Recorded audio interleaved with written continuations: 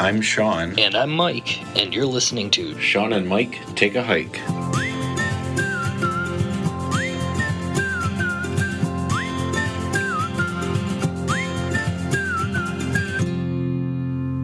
Welcome to another episode of Shawn and Mike Take a Hike. What do you want to talk about today, Mike? Thought today we could talk about foot care on the trail. Not foot wear, but foot care.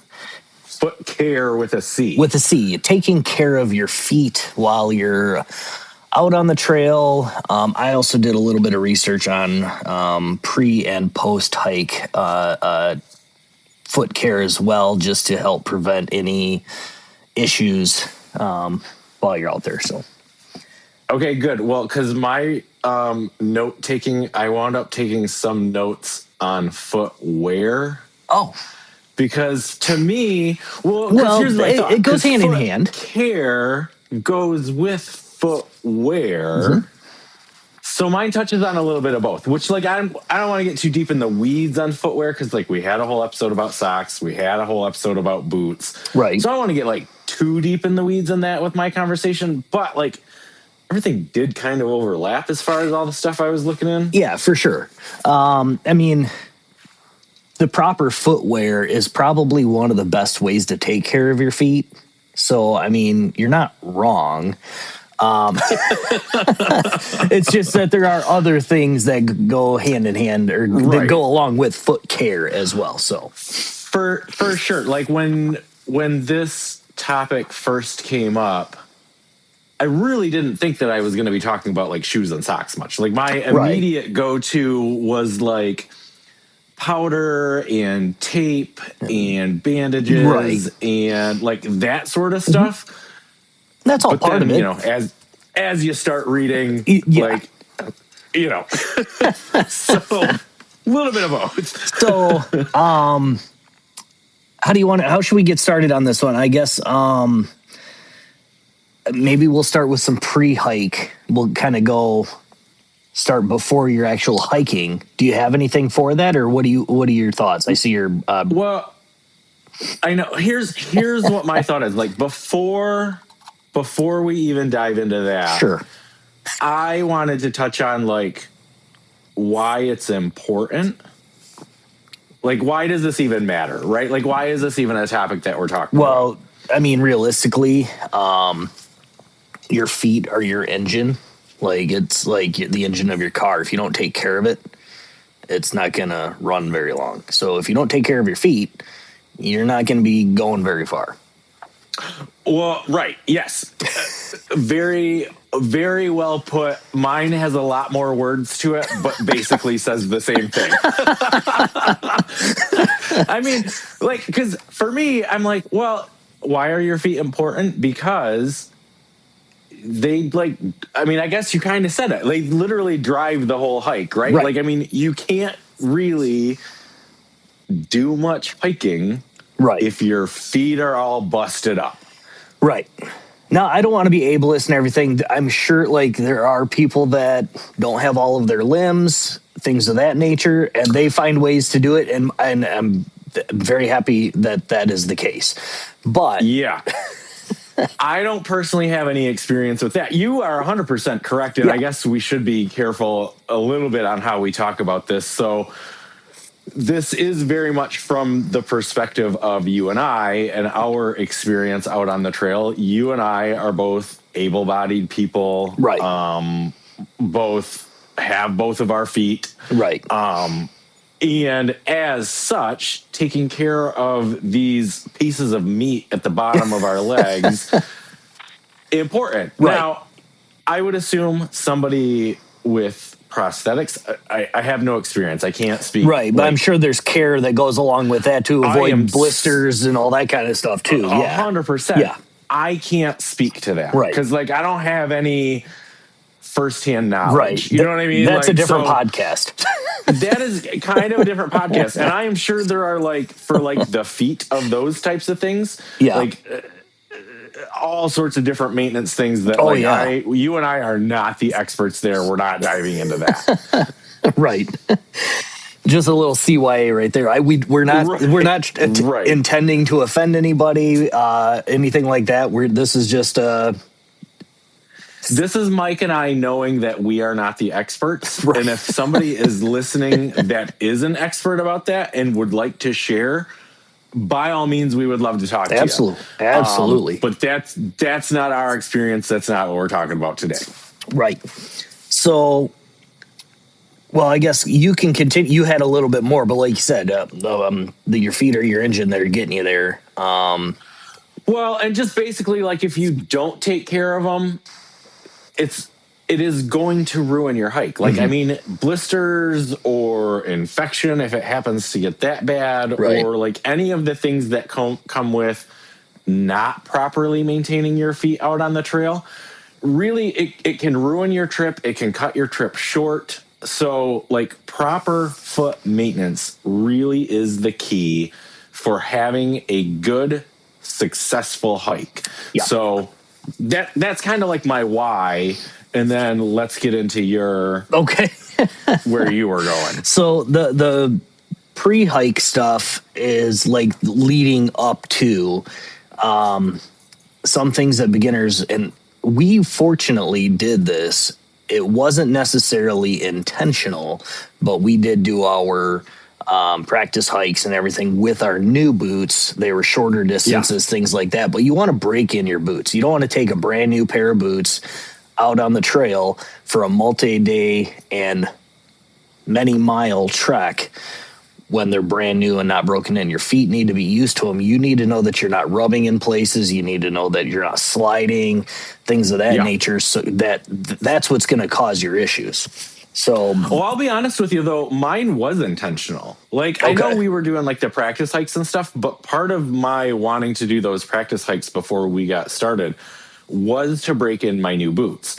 That for me came back from like my high school, many years ago, high school days when I would run cross country. Like, of just knowing like you never want to like have a meet and a brand new pair of running shoes. Right. Similarly, when we got to do our hiking stuff, I'm like, oh, I need to go break in these hiking boots. Like, you don't want to go wear them for the first time out on the trail. Right. Yeah, for sure. Yeah, I was going to say same thing with like running shoes, things of that nature. So, but yeah, that's the number one is just make sure they're broken in and you know that they're the right boot for you or shoe or whatever, your footwear. Yeah. Another one that I subconsciously take care of, but is make sure you trim your nails, your toenails. You don't want too long of nails. You don't want too short of nails. And I don't know, I've always done curved, but it says to do straight across on your toes, like to avoid preventing ingrown nails and bruising and toe pain. Mm-hmm. So I didn't come across that specifically. Yeah. Here's Shawn's tip. Okay. This is not the time to be trying something new. Oh, right. Like, you know, like if you're a beginner, trim your nails the way you've trimmed them. Right. Like, because, okay, so like that advice that you're giving, I'm not going to say it's wrong. Right. I feel like for a beginner, for somebody going out for like a couple day hike to start out, I mean, unless you're planning on doing end-to-end Appalachian Trail for your first hike, I wouldn't get too deep with that. Like, just do what you're comfortable with, but make sure that your nails are maintained. Right. Yeah, you don't want them like protruding so far that like they're hitting the edge of your sock instead of your sock going to your toe. Right. So, right. Another thing is to moisturize. This is something that I haven't done. I'm not much of a skincare routinist person. Right. So, my research is saying that at least the week before your trip, you should moisturize your feet with a light lotion. Don't do too much, because over moisturizing can cause blister prone skin conditions. And but it says to lightly lotion your feet the week before and not the morning of. Like if you do it the morning of, you're trapping that extra moisture in right before you put your sock on, and then put it right in your boot. So that's one thing. Like I said, I've never really done that. I shouldn't say this, but I am not really prone to blisters on my feet, so I haven't really needed to really change my routine up much. But if you find that you're getting blisters or that your feet are cracking, because that's another reason why they say to moisturize too, is it prevents cracking. Like if your feet dry out real easily or anything, then it helps prevent your feet from cracking, your heels and things like that. So I don't know, you're more prone to blisters than I am. I am more prone to blisters, you're right. And I know, and I'm listening to you talk about this, and I'm also not like a moisturizer guy. Like, right. That's just, I don't have one of these like skincare routines where I'm, I probably should, because I'm getting up there in age, and, preventing wrinkles and all that is a real thing. But like, I'm just not. Like, I don't have that as part of my everyday routine. Right. Hiking wise or not hiking wise. Like, it's just not part of my thing. I don't know.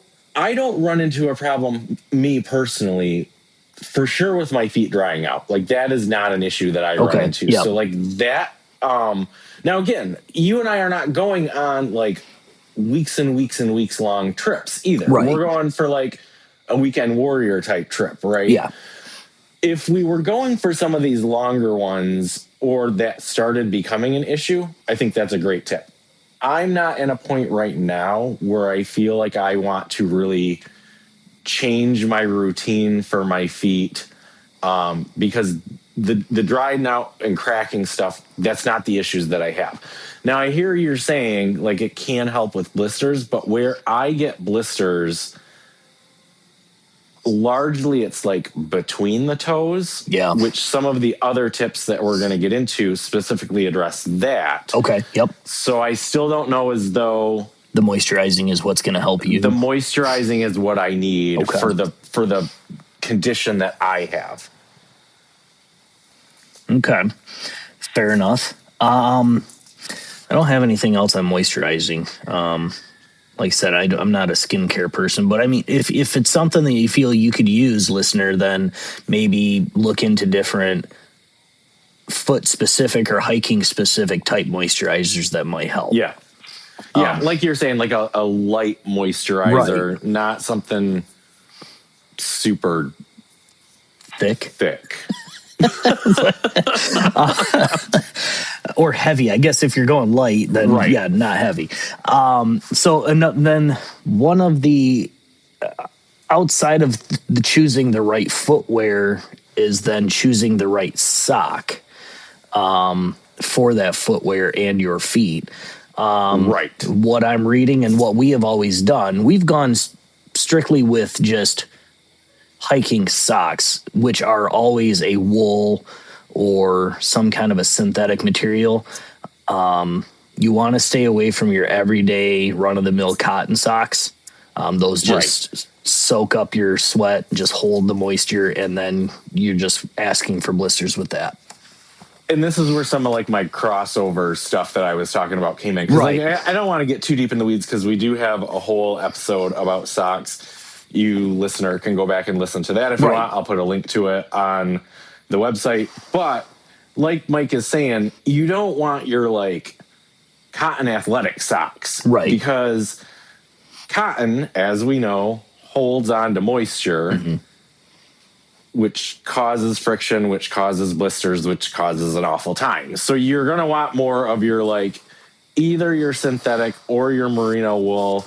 Mike and I both have a preference for merino wool as far as our hiking socks go. Yep. I have found those to be the best. And full disclosure, I have worn the regular cotton athletic socks, and that is where the worst of my foot conditions came from. I was going to say our first few trips, or at least I know our first trip, you wore just run-of-the-mill everyday store brand or store bought socks, and all, Yeah. all are store bought, but I mean, to be honest, because hiking socks are expensive. Well, I mean, that was my whole thing is, we're buying all this stuff and I'm like, I've got socks. I don't need new socks, and hiking socks are expensive, but total game changer. Once I switched to the merino wool, I don't get nearly the blisters. Yep. I don't have nearly the problems. And then with the merino wool, I mean, just to kind of recap that conversation very briefly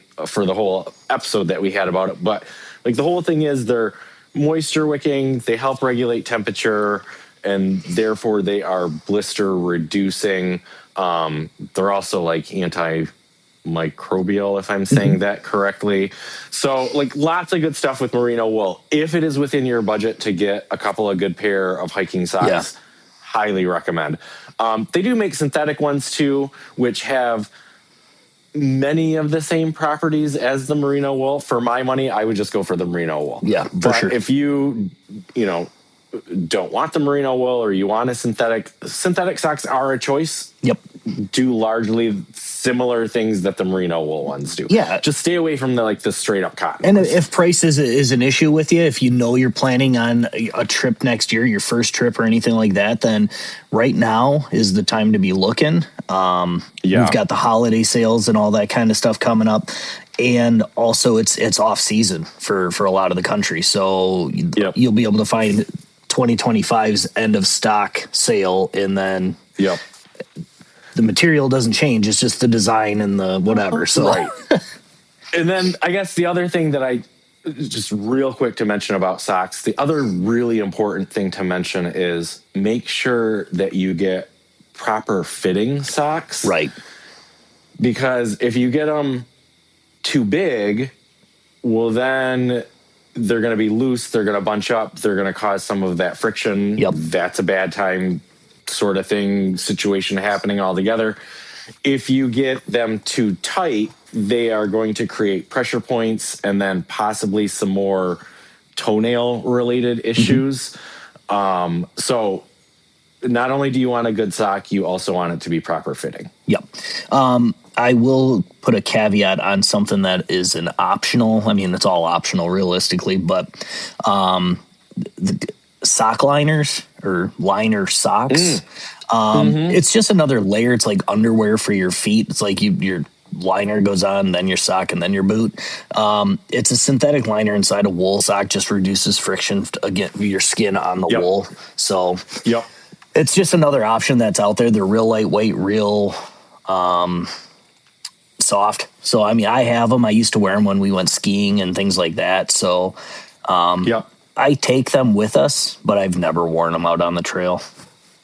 Well, and they can, how do I want to say this without getting too gross? Like, I know, so me personally. We've talked about pooping in the woods. You can get gross. Okay. Okay. I mean, for a lot of people, myself included, reusing a pair of socks, like after you've worn them once and haven't yet washed them, can be like a really gross concept. Yeah. Sock liners can make a pair of socks last longer because you could theoretically just swap out the liners and then continue wearing the same pair of socks. Maybe for a whole day, maybe not multiple days, but like if you find in the middle of the day that your sock liners are getting gross, you could swap out just the liners and keep wearing those same socks for the remainder of the day. So it reduces the ick. Yes. So that's all I had in my notes for pre hike foot prep is just choosing the right socks, the right liners if you're going that way. Breaking in your footwear, moisturize if that's something you're into, and then make sure your nails are trimmed. So all right. So then let's talk about like while you're actually out there doing the thing. Right. So while you're out on the trail, the number one thing that I can find is doing your best to keep your feet dry. Moisture and friction equals blisters. So if you keep your feet dry, you're better off. Like Shawn was just mentioning with the sock liners, if you have sweaty feet, or if you don't have waterproof boots on, or the water goes over your boot, you want to change your socks midday just to help with that moisture issue. If you want to rewear those socks the next day or anything like that, take a little paracord or something, hang them on your pack or next to the fire, dry them out, make sure that they're dry before you put them back on. And then we always take a little bit of foot powder. You mentioned that earlier too. So not a sponsor, Gold Bond medicated powder.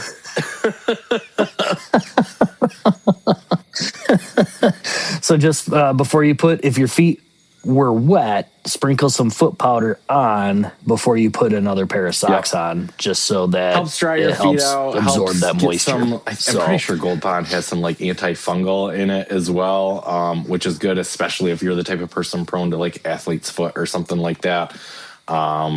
Helps having a dry foot helps reduce friction inside your boot. So like that's why it's so important. But yeah, we take a little. I got a little salt shaker that I stick in my pack. I just fill it up with some Gold Bond, so you don't got to take a big old thing of Gold Bond out there with you. Yeah. Just got to remember that it's foot powder when you're making your meals. Right. And then if you're taking a break and you're not at camp, if you're taking a break and you're changing your socks out, perfect time you got your boot off anyway, got your socks off anyway.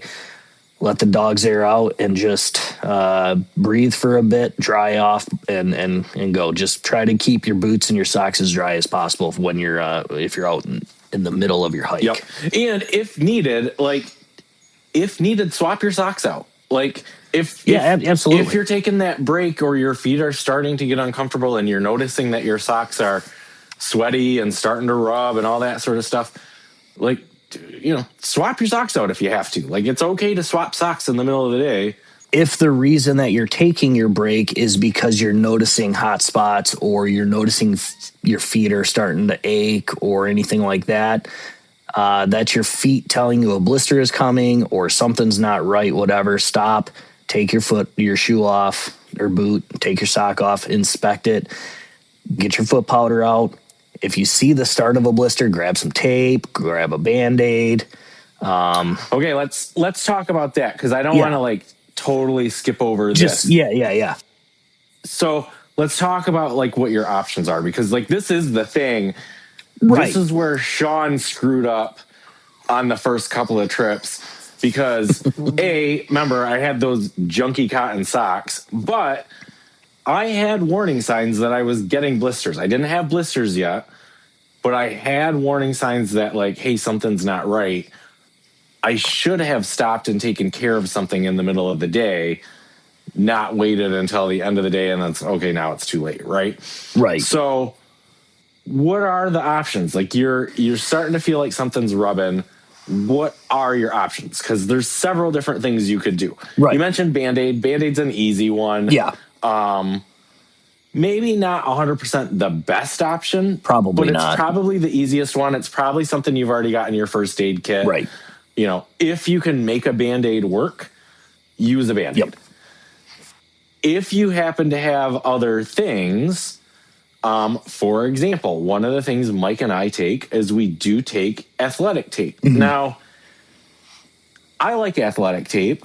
The problem with athletic tape, if I'm going to find a downside for it, is it's thick. Athletic tape is a thick option. Yeah. So depending on where you're getting your blister at, let's say it's between your toes and you're going to wrap one of your toes in athletic tape. Well, okay, now are you making a thicker thing to rub on your other toe that's next to it? That's potentially going to cause a different issue.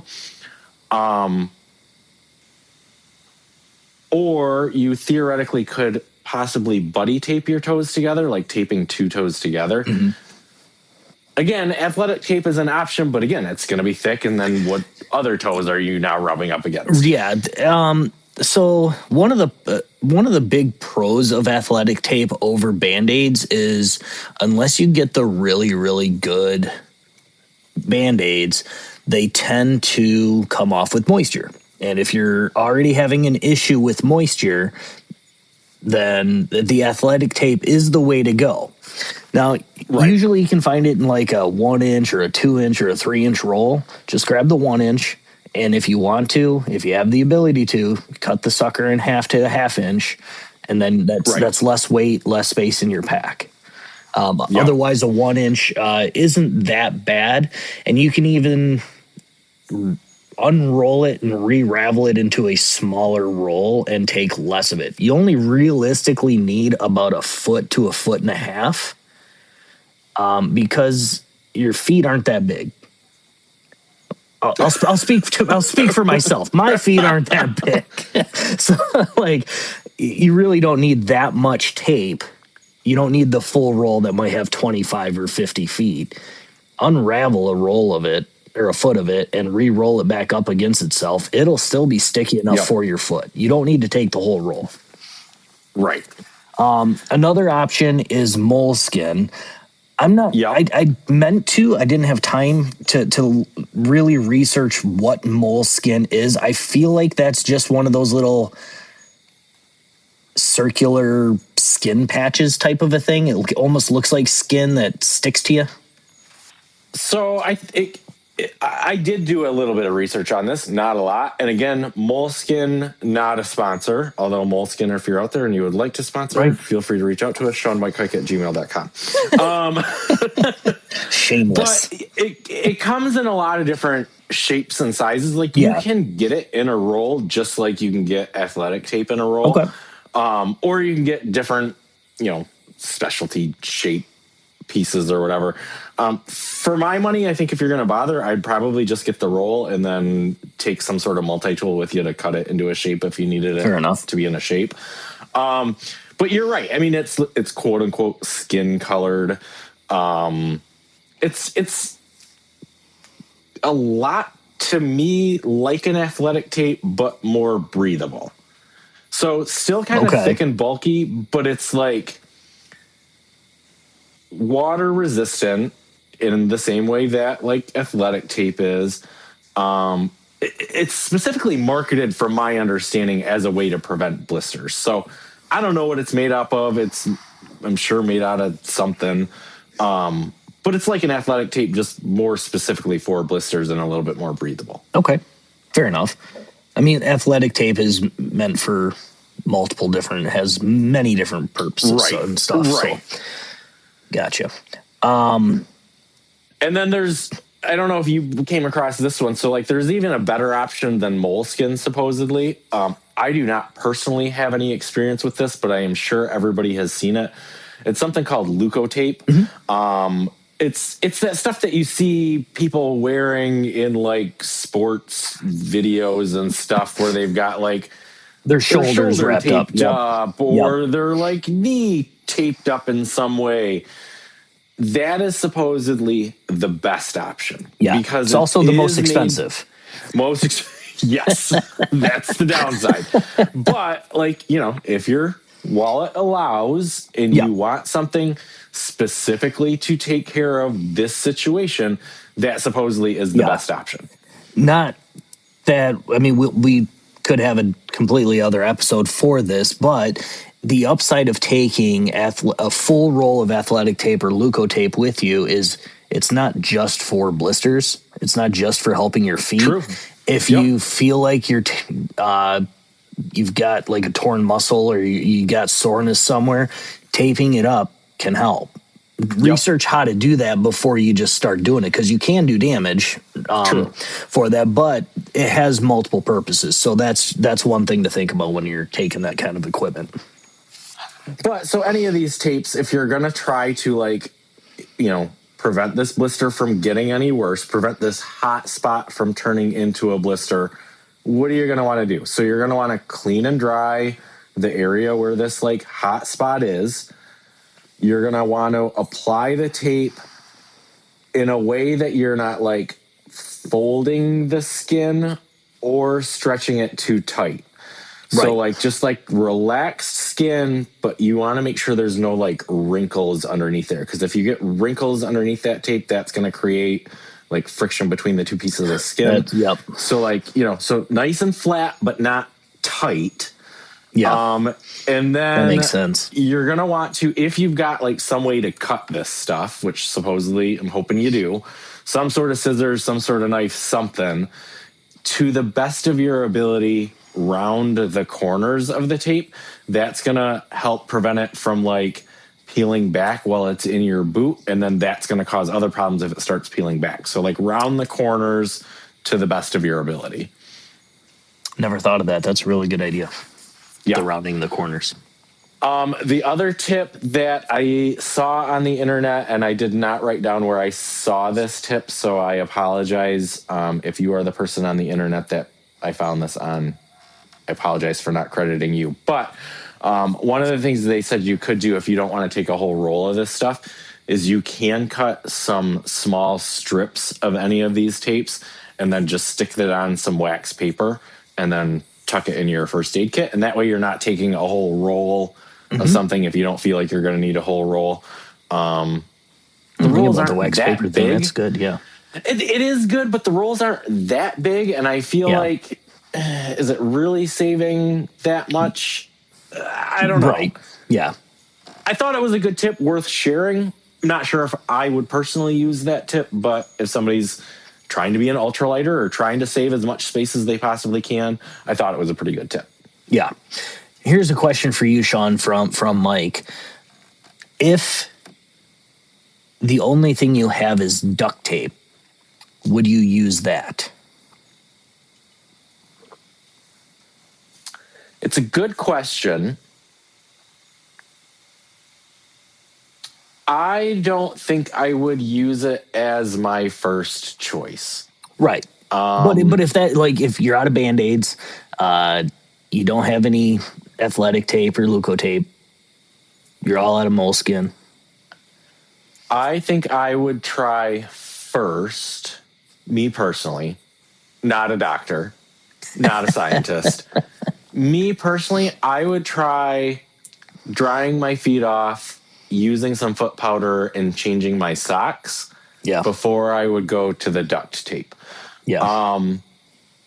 Just because duct tape isn't meant for that, it really doesn't have, in my opinion, it doesn't really have enough give to work well. And I think it would wind up getting bunched up on my feet in a way that would probably make problems worse in the long run.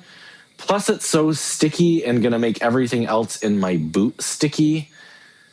I don't think I would. Fair. Okay. I was just thinking, like in the past, that's the only tape we've had. So fortunately, we didn't really have issues on those trips. Right. But I was thinking the same thing. Like, I would probably do my best to dry my feet and change socks, dry my boots, things like that. Duct tape isn't a medical tape. There's a reason it's not in emergency rooms. Right. So, lots of good uses for duct tape. I don't think this is one that I would use it for. So, before we move on, do you want to take a quick break and have a word from our sponsors? Sure, we can do that. Okay. We'll be right back. Stay tuned. We'll be right back. Okay, welcome back. Where did you want to go from here?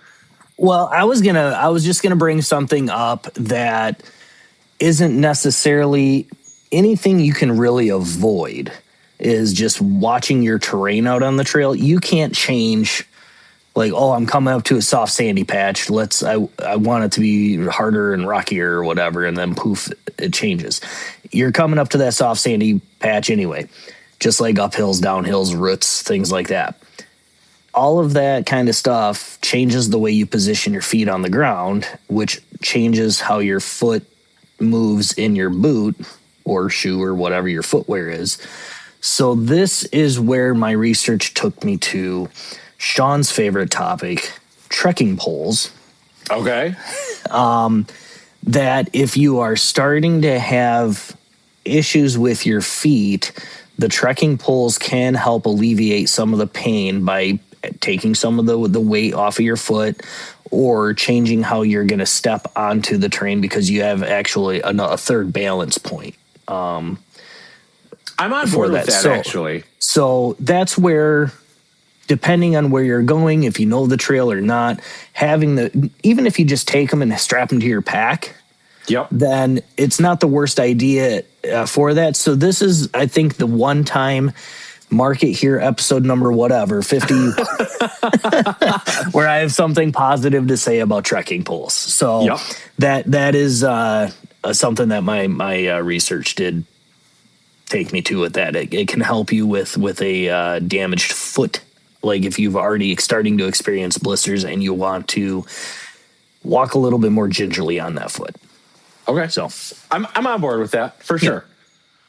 Okay. So you kind of got to my next topic, but my next thing that I wanted to talk about is, okay, you've got a blister out on the trail. Mm-hmm. Now what?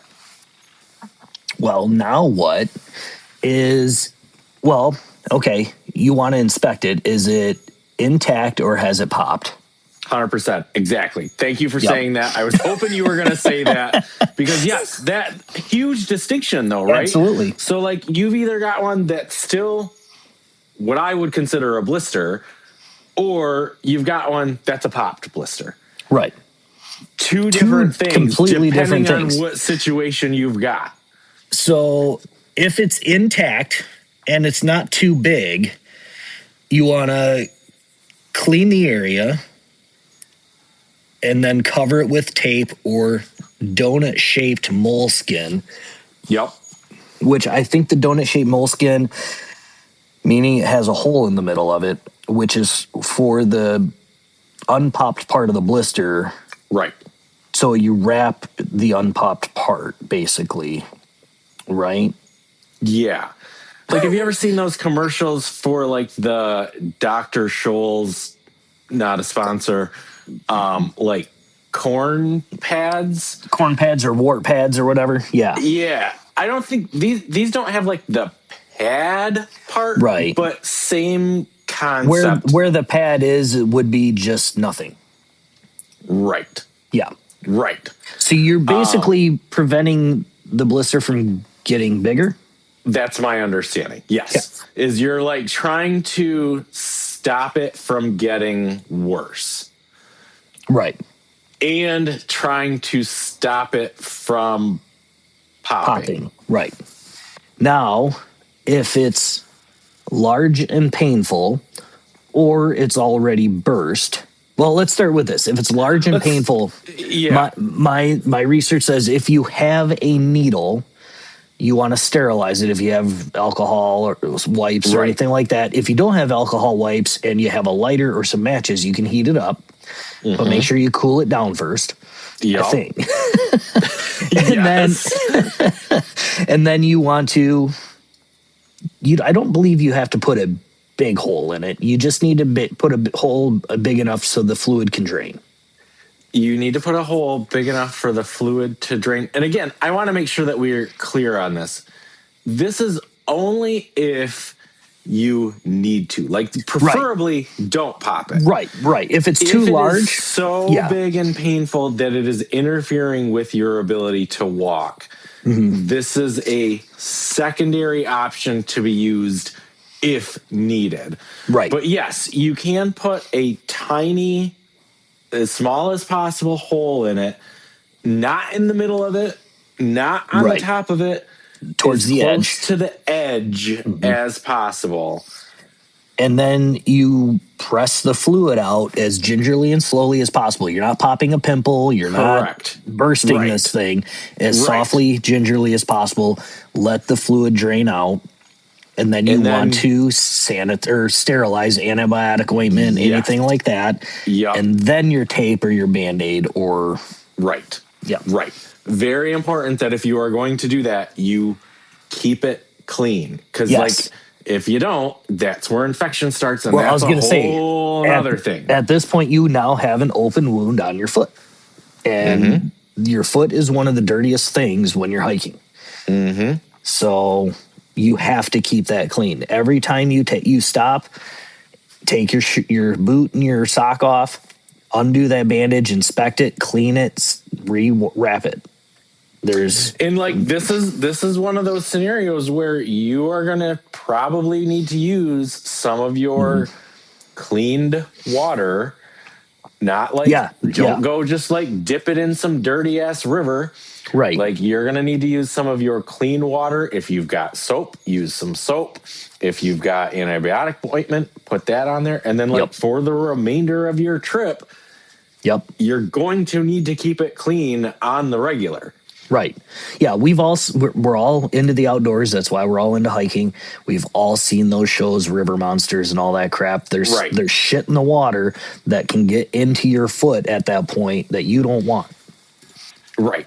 I have a friend that wasn't even out hiking or anything, and he got a flesh-eating bacteria. Like, just happens. So turns out that's real, not made for TV, real stuff. So,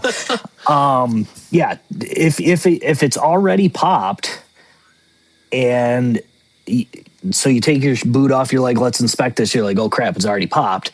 Well, same thing, clean it, all that stuff. But those socks are toast. Like you're not putting those socks back on ever during that trip. You are changing those socks and using different socks the remainder of your trip. Not saying you can't take them home and wash them. I'm just saying they've already got too much bacteria in them to think about putting back on. Likely. Right. Yeah. Better safe than sorry in this situation. But get your feet out, get it cleaned. If you've got an alcohol wipe, as much as it's probably going to burn like a son of a gun, you could use that theoretically. Use some of your clean water, and then antibiotic ointment, cover it, secure it. Keep an eye on it for the remainder of your trip. And like we mentioned, if it's not popped and it's not overly big, like if you know that the next step you're going to take is going to put too much pressure on it and it's going to pop it, then you might as well take care of it the clean way. But if you can, covering it is going to be far less painful than popping it. It's just, I know everybody's first instinct is if I just pop this, drain it, it's going to be way better. It's not.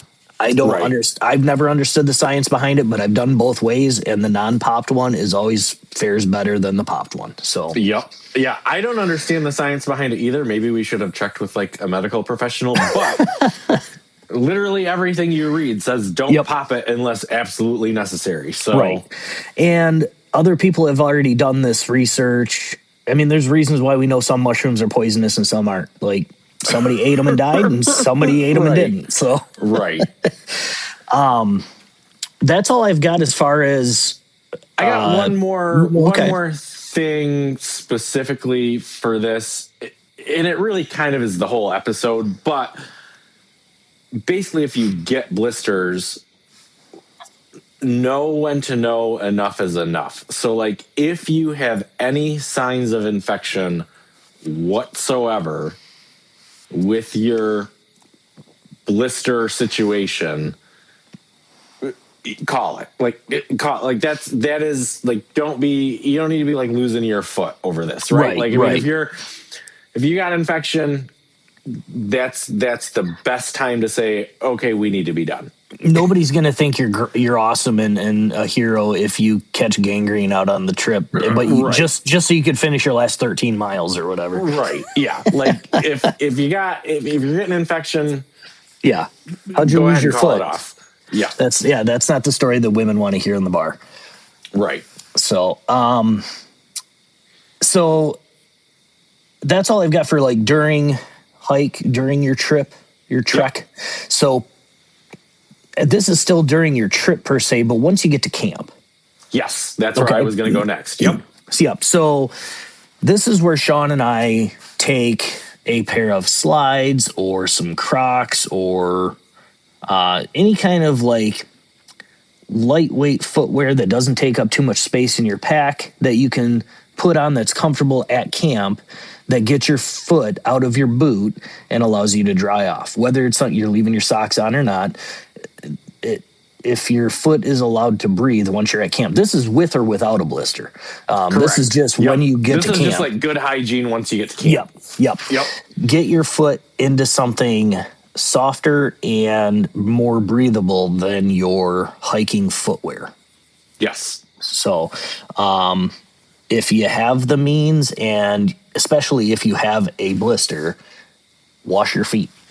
Like, don't just leave them. Like I said, I'm not prone to blisters. We haven't had many of these issues out there, so this isn't a step that we have taken, but I would like to think that if we had blisters, then we'd be using some of our clean water and some alcohol wipes to be clean.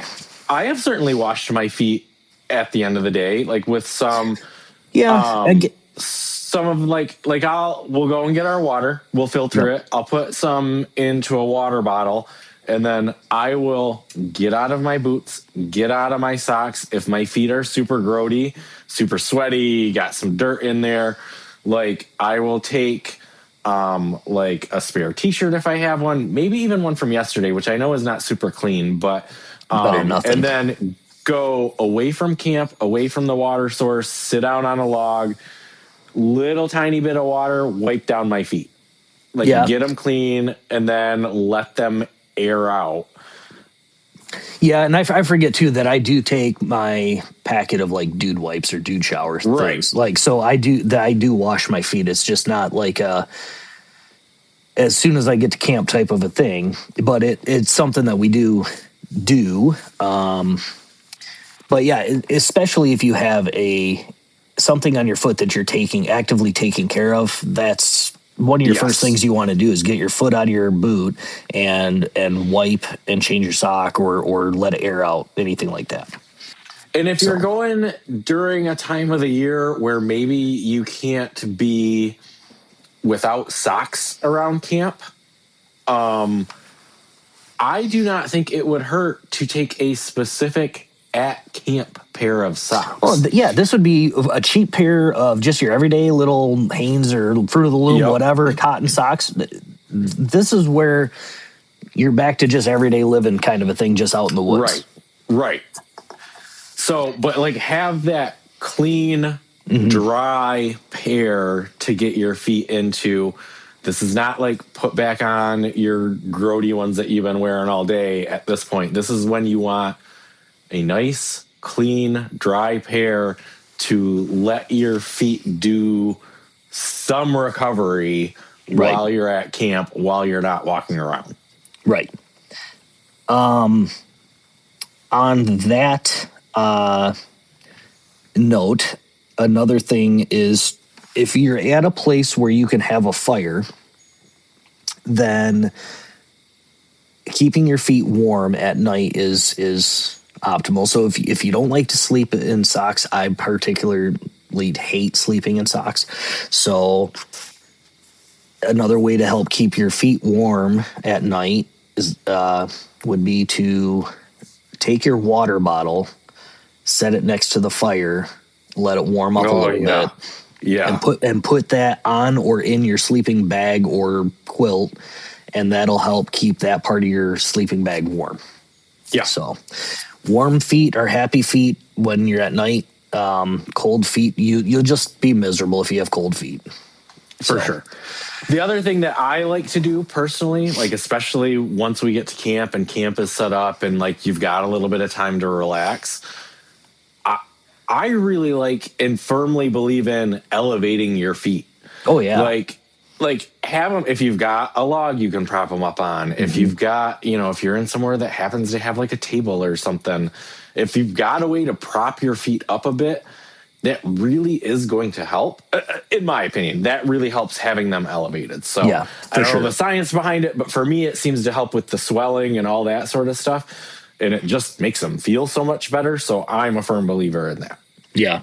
And then one last thing for the while you're at camp type of a thing that I have is letting your boots completely dry. Whether that's if they got really wet from going in and out of like a water crossing or it's raining or anything like that, set them next to the fire if you're able to have one. Okay, so while you have your feet up, take your boots off. Especially like if you had a water crossing or anything where your boots are soaked and or saturated with water, this is definitely a key step. But just all in all, if you're kicking back and you've got your feet up, if you have a fire going, like I said with the water bottle thing, put your boots next to the fire, help them dry out. Yeah. Even if they're not saturated, it just helps take any moisture out of them. Get them as dry as humanly possible. Yes. Exactly. The other thing that I have never done, but my research, everything I said remove your insoles, remove the insoles from your boots, and that way anything that's underneath your insole can dry, and your insole can completely dry out, and then you just pop it back in. No harm, no foul. I don't know. I've never done it, but if your boot is really, really wet, probably a good step to take, just so you're not trapping any moisture underneath. Because moisture is that's bacteria. I am sure you're not wrong. I have literally never thought of doing that. I haven't either. So if it's just a day of hiking, you didn't have any water crossings, it's not raining, anything like that, you're probably okay to leave your insoles in. Yeah. But if your boot is really saturated, probably a good idea to remove your insoles. I think it's a good thing that literally has never crossed my mind. Right. Same. So, but yeah, that's all I have as far as my notes for while you're at camp. I lied at the beginning when I said a post foot care regimen because my notes don't have that. I would say it'd be the same as your like moisturize, take care of your feet, things like that.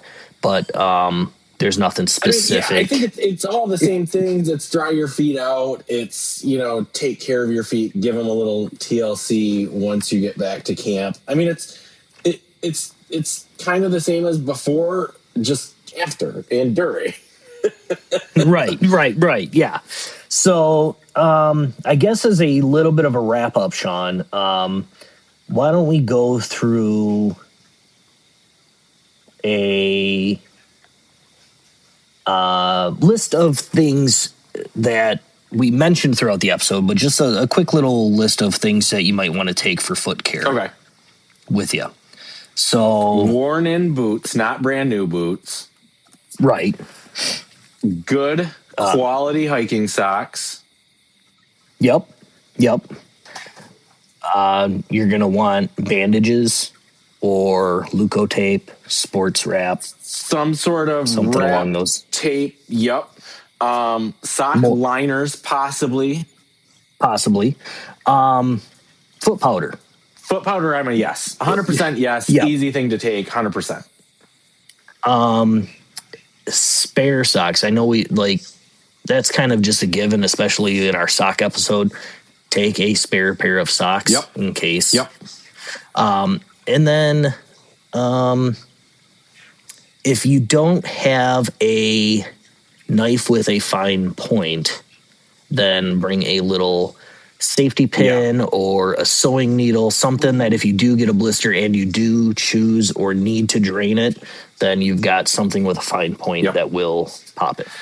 So, and I'm going to say, in addition to that, some sort of antibacterial ointment. I mean, listen to our first aid episode to learn about all the things that we want in your first aid kit, but some sort of antibacterial ointment and some sort of cleaning agent, whether that be soap, whether that be hand sanitizer, something alcohol wipe or some sort of cleaning something. Yeah. Good idea for a pre-hike foot care is go to your favorite barbecue place and grab all the wet wipes. Yeah. Anyway, that's all I got. That's just a quick list if you are looking for ideas or things to take with you. Here's one other thing that I found is that what some people do is instead of taking the full roll of Glucotape, like I said, you just take like 1 or 2 feet of it. Some people just wrap it right around their trekking pole, and then it's wrapped right around itself again around your trekking pole. Yeah, that's not bad at all. Yep. So another positive for trekking poles. The only other like closing thought that I wanted to have before we kind of wrap up like we normally do is I just want to like be perfectly clear.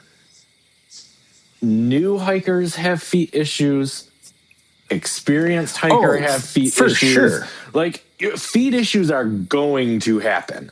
Like even if you're like a very experienced hiker, maybe you get a new pair of boots. Maybe you get a new pair of socks. Maybe the conditions are just different on this trail than what you're used to. Like people have foot issues. Like this is not it's not a time to feel bad about yourself if you're out there, you got blisters. Like, oh, I didn't prepare enough or whatever. Like literally these things just happen. Right. So professional athletes still get injured. Yeah. A little bit of knowledge goes a long way. Prevention is the key, but like they're gonna happen. So be prepared to the best of your ability, but know like you're not a failure if you wind up with blisters. Yeah, and you and I are guilty of this too. If you do feel that you're starting to get a blister, we've all said it like, oh man, I'm getting a blister, it's gonna be bad or whatever. Okay. If those words cross your mind or leave your mouth, stop. And take care of it. And you are absolutely right, Mike. You and I are guilty of this. Yep. 100%. Like, I can make it. It'll be fine. Yep. Oh, we've only got 2 more miles. I'll be fine. It is rarely fine. 2 miles is 10,000 feet, like, or 11,000 feet, like whatever. It's a long distance. Right. So, take care of yourself. And because if you don't, and you get to camp and then next thing you know, you've got a hike ending blister. I mean, depending if you're doing a loop and out and back or whatever, you're going to be shortening your trip or making it a miserable trip. Right.